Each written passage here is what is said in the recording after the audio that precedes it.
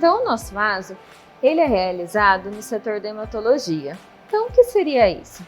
Streptococcus beta-hemolíticos do grupo A produzem toxinas que exercem efeitos lesivos em células humanas, dentre elas a streptolisina O. Essas bactérias são agentes etiológicos diretos e diferentes manifestações supurativas, como a faringite, a amidalite, febre reumatoide, glomerulonefrite aguda. Então, a streptolisina O, por ser imunogênica, ela é capaz de induzir a síntese de anticorpos específicos. Então, após uma infecção estreptocócica de orofaringe, por exemplo, cerca de 85% dos pacientes apresentam uma elevação de anticorpos no organismo. Então, se esse paciente ele sofreu uma infecção há algum tempo atrás, essa antistreptolisina O, esse ASO, ele irá ficar reagente. Então, o método desse teste é de aglutinação em látex. Por quê? Porque nós utilizamos um método manual, látex, de uma marca específica, onde nós iremos utilizar uma placa de aglutinação. Esse ensaio nós soltamos por titulação. Então, nós liberamos o laudo através de uma titulação. Ou seja, o fator de correção dele é 200 unidades por litro. Então, se esse paciente ele for negativo para a antistreptolisina O, nós liberamos um laudo de inferior a 200 unidades por litro. E caso esse paciente seja reagente, seja positivo, se ele estiver com essa memória sorológica no organismo devido à infecção pelo Streptococcus do grupo A, esse paciente nós vamos ter que fazer uma diluição seriada, onde nós vamos encontrar uma titulação ou de 200 unidades por litro, ou de 400 unidades por litro, ou de 800 unidades por litro, e assim sucessivamente.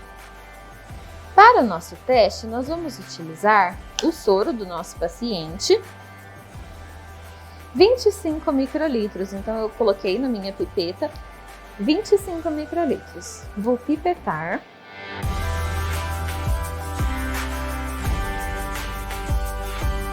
E vou colocar aqui na minha placa. Eu vou abrir o meu reagente.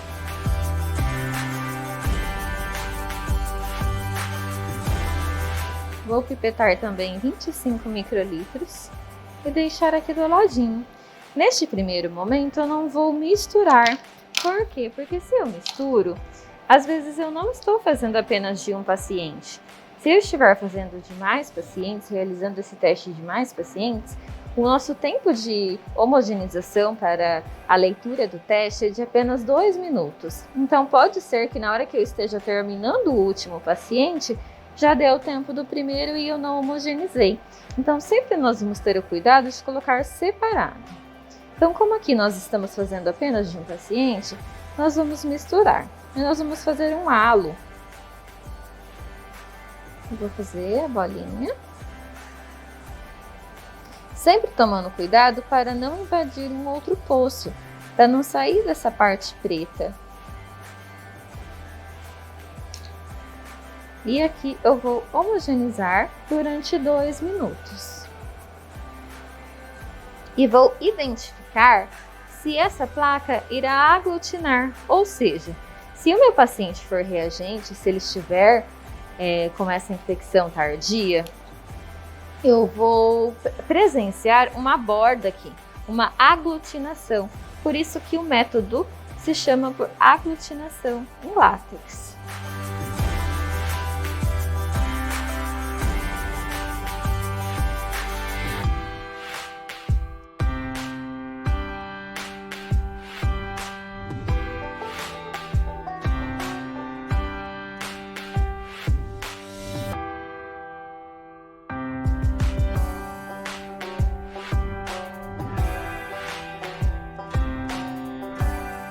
Valores falsos positivos, eles podem ocorrer em soros com um aumento, pessoal, de beta-lipoproteína em doenças hepáticas, então em soros contaminados por bacilos cereus, por pseudomonas, pacientes com tuberculose, pacientes que possuem hepatites, esquistossomose.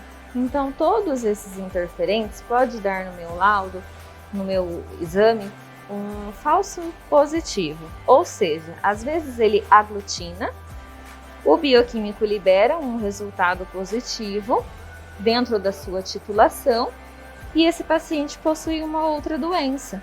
Então, o médico vai analisar junto com a clínica desse paciente.